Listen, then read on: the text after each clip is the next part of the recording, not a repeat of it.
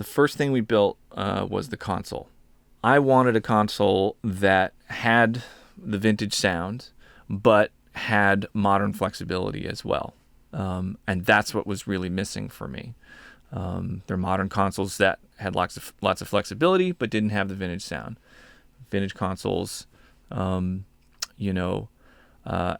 very musical, but not flexible enough. So that was really the motivator for building the Undertone console. Once the console was built, it was apparent that all of the effort that was put into the design of the console would be valuable to people, and that would be, the beginning of UnderToneAudio, and we could use all of that design work and apply it to rack mount products that would be available for people that, wanted that vintage sound and flexibility and either couldn't afford or didn't want a whole console.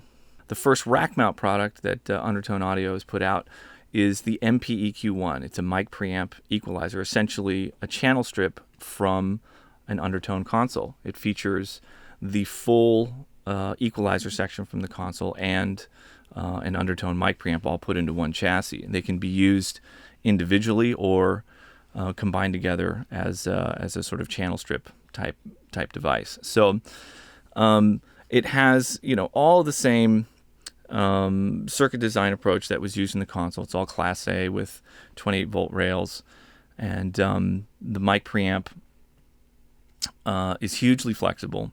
The transformers are bypassable. I mean, one of the things that I've always wanted in all the equipment that I use is, I'm trying to find stuff that will work great for whatever I'm working on, and so I don't have to switch to a bunch of different type of equipment while I'm trying to be creative. And the mic preamp is designed so it can have lots of coloration, like vintage stuff. So Class A with input and output transformers, you can drive the preamp stage to get more harmonic distortion and coloration on it.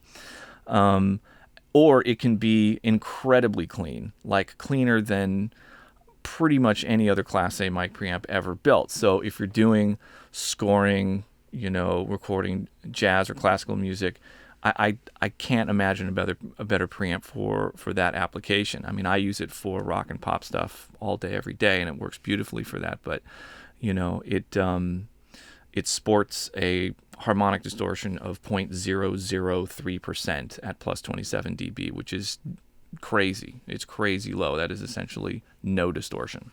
And and at the same time, it can sound like a vintage, EMI or Langevin Class A mic pre or Helios. I had somebody recently that's owns a Helios console, and this is the first mic pre that he's heard that he feels he would be happy with either way, either the Helios or the Undertone pre.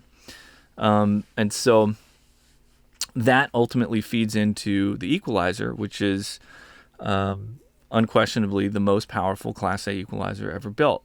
It has features that you'd expect to see in a plugin and beyond. It does things that no plugin EQs can do at this point.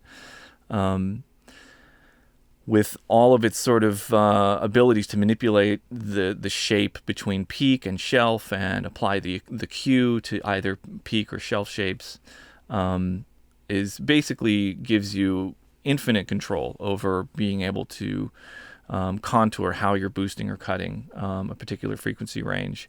It also allows you to be able to emulate the shelf shape of pretty much any other equalizer ever built. I've recreated the shelf of all of the classic Neve, API, SSL, Helios, whatever.